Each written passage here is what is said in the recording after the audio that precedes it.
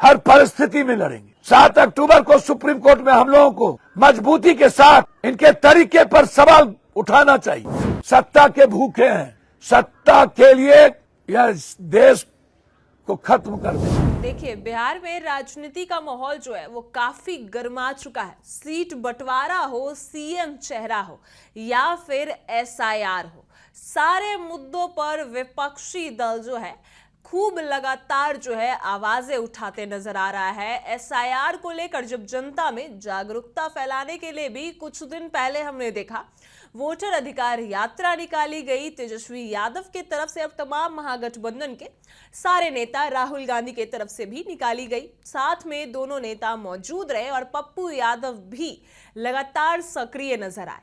और इसी वजह से पप्पू यादव हो या तेजस्वी यादव हो या राहुल गांधी या तमाम महागठबंधन के सारे नेता लगातार एसआईआर पर और चुनाव आयोग पर लगातार जो है सवाल खड़े कर रहे हैं। वहीं तेजस्वी यादव भी जो कई बार पोल खोलते नजर आए हैं, जो मतदाताओं के नाम काटे गए हैं, सारा कुछ बताते नजर आए हैं।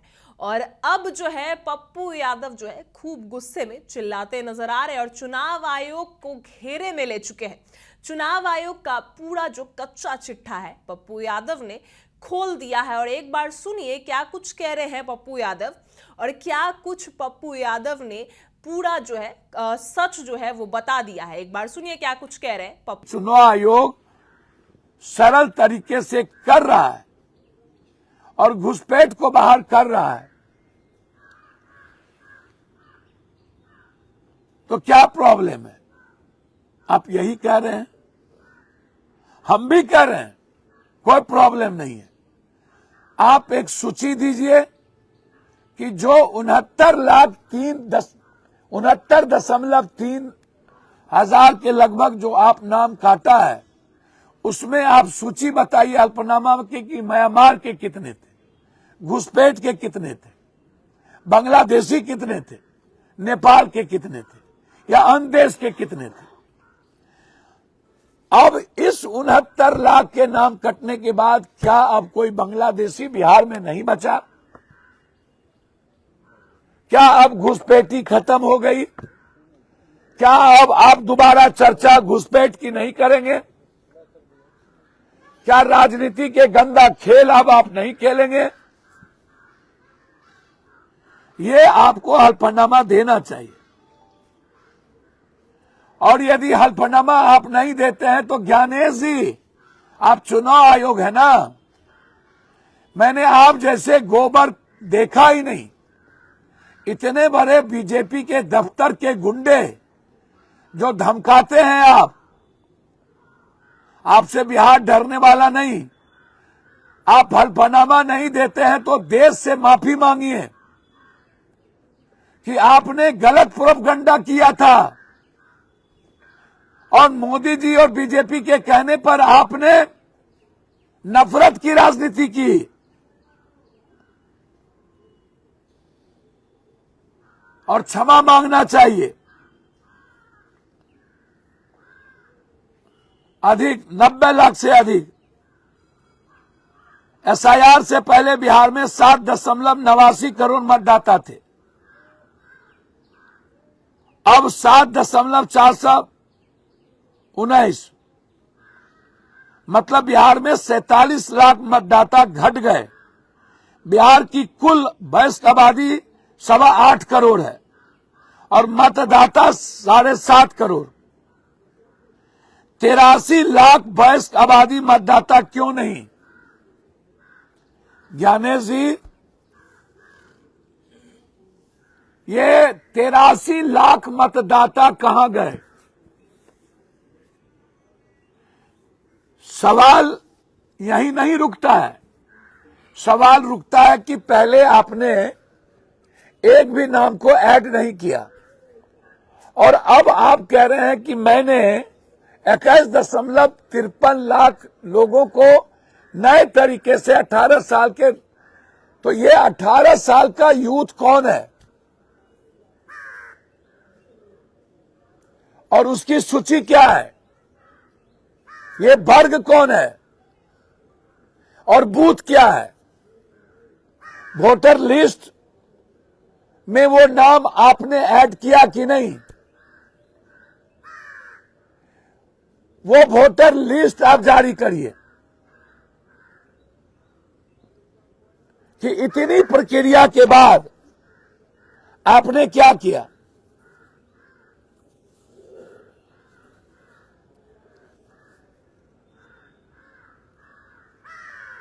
यह बिहार के साथ खिलवाड़ किया जा रहा है, संविधान के साथ आपने खिलवाड़ किया है, गरीब मतदाताओं के आपने अधिकार छीने हैं। 22 लाख लोग कहां मरे, कब मरे, इसकी सूची जारी करिए।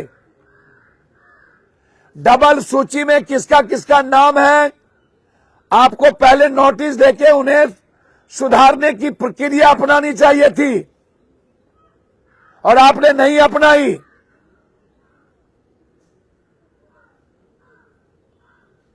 हरियाणा में 54,000 वोट डबल और ट्रिपल सूची में है और उसने वोट डाला है। क्या हरियाणा की सरकार को आप सस्पेंड करेंगे? आप बीजेपी की सरकार बनाने के एजेंडे तय करते हैं। जब आपने देख लिया कि कहीं से भी बिहार में हम जीतने नहीं जा रहे हैं, तो आपने पिछले दरवाजे से बीजेपी को जिताने के लिए आप उसके एजेंट के तरह, उसके मोर्चा के तरह, वो दफ्तर युवा मोर्चा का एक विंग बन गया। मेरा सीधा सवाल है, क्या घुसपैठ नहीं है? 21 लाख नई सूची में कौन आया, इसके पहले आपको पता क्यों नहीं थी? वो वोटर लिस्ट में नाम कहां पर है, यह जांच का विषय है। तीसरा, म्यांमार, नेपाल, बांग्लादेशी कितने थे, उसकी सूची जारी करिए। आप लगातार यह कहते सुने हैं कि बांग्लादेशी को निकालना क्या गुनाह है? क्या घुसपैठी को निकालना गुनाह है? मनमोहन सिंह जी ने रोहिंग्या और घुसपैठी को 40,000 निकाला था। 11 सालों में आप 400 मात्र घुसपैठी निकाल पाए। तो आपके पास सूची नहीं थी, आप ढूंढे, आप आए, और आप जब भी सीमांचल आते हैं तो आपको रोहिंग्या और घुसपैठ याद आ जाता है। बारे बा समझ में नहीं आता मुझे, यह सही नहीं है। हमें युद्ध लड़ने की जरूरत है। मैं इस बात को मानने को तैयार नहीं हूं कि ऐसा है कि लड़ाई छोड़ दी जाए। यदि कोई घटक दल इस तरह की बात करता है तो बिहार के वोटरों के साथ ज्यादती करता है। हम लोग लड़ेंगे, अंतिम तक लड़ेंगे, हर कीमत पे लड़ेंगे, हर परिस्थिति में लड़ेंगे। 7 अक्टूबर को सुप्रीम कोर्ट में हम लोगों को मजबूती के साथ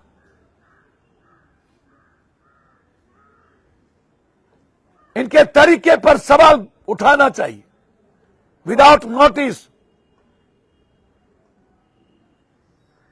विदाउट संवैधानिक प्रक्रिया के। पुनः इन्होंने 90 लाख वोट की हेराफेरी कर दी, 47 लाख वोटर को निकाल दिया।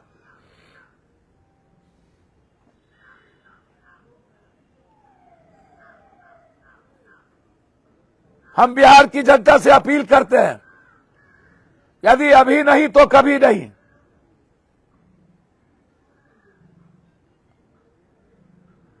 हमें लड़ना चाहिए। हमारे नेता राहुल गांधी जी लगातार एसआईआर के सवाल पर और चुनाव आयोग के सवाल पर सदन और सदन के बाहर से हमारी लड़ाई जारी है। ये दुष्ट प्रवृत्ति के लोग हैं। इन्हें गरीब और आम आदमी के जीने और अधिकार से कोई मतलब नहीं है। इन्हें सिर्फ सत्ता चाहिए, इन्हें सिर्फ सिंहासन चाहिए, चाहे जितने का कत्ल कर दे, चाहे जितना नफरत पैदा करना हो, चाहे जितना बांटना हो, चाहे जितना संवैधानिक मूल्यों को रौंदना हो, चाहे जितना लोकतांत्रिक प्रक्रिया को बर्बाद करना हो, इन्हें सिर्फ सत्ता चाहिए। सत्ता के भूखे हैं, सत्ता के लिए यह देश को खत्म कर देंगे, बांट देंगे। आइए मिलकर इस चुनाव आयोग के निर्णय को हम सब सोशल मीडिया के माध्यम से इसका विरोध करें। हमने 2-2 ट्वीट किए हैं अभी।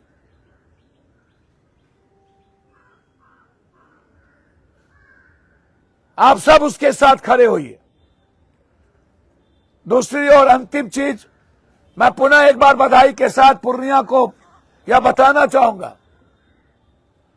सीमांचल और कोसी को, कि पूर्णिया एयरपोर्ट से 7 दिन, जो 4 दिन का एयरपोर्ट था, जो मैंने पहले भी आपसे मंत्री से मिलकर कहा था कि हर परिस्थिति में अक्टूबर में 7 दिन डिफेंस मिनिस्टर से हम मिले थे, और मेरा एक ही था कि 2 दिन जो शनिवार रविवार होता है वही छुट्टी का दिन होता है, और उसमें लोग बाहर से आते हैं फिर जाते हैं, और उस दिन नहीं चलना यह गलत है।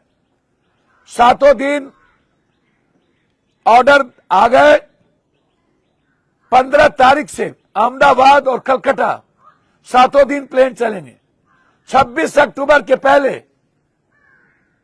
एयर एलायंस हर परिस्थिति में पूर्णिया से दिल्ली के लिए प्लेन शुरुआत होगी।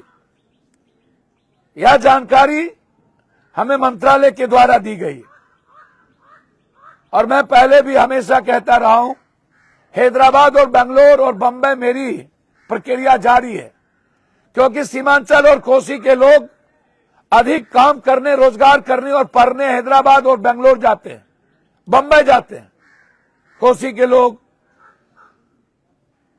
और इसीलिए हैदराबाद, बेंगलोर और बंबई यह पूर्णिया से एयरलाइंस को चलना निहायत ही जरूरी था। इसीलिए हमारी प्रक्रिया उस पर जारी है, और ये अत्यधिक खुशी की बात है कि लगातार हम उस लड़ाई को लड़ रहे हैं।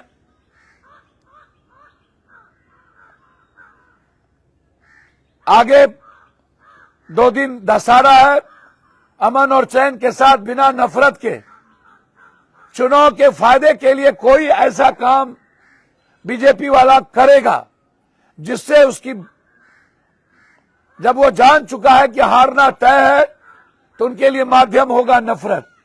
और लगातार छोटी मोटी प्रक्रिया चल रही है, और जब मूर्ति भसान के वक्त आएगा उस दिन जरूर इनके द्वारा कोई ना कोई घटना की जाएगी जिससे समाज के माहौल को दूषित किया जा सके। और ठीक 7 तारीख के बाद जो आचार संहिता लगेगा और चुनावी प्रक्रिया शुरू होगी, उसमें नफरत के बीच हम एक माहौल बना सकें और चुनाव जीतने का प्रयास करें। अंत में यदि हम इस 47 लाख मतदाता और 90 लाख हेराफेरी के मुद्दों को सही तरीके से नहीं उठा पाए, तो वो आश्चर्यजनक घटना होगी कि ये पिछले दरवाजे से मेरे अधिकार, गरीब, दलित, कमजोर, EBC, ST, SC, OBC, minorities को वोट को छीनकर ये नई सरकार बनाने में प्रयास करेंगे। इसलिए हमें लड़ना होगा और अपने अधिकार के लिए मरना होगा। बहुत बहुत धन्यवाद। नमो बुद्धाय। जय भीम।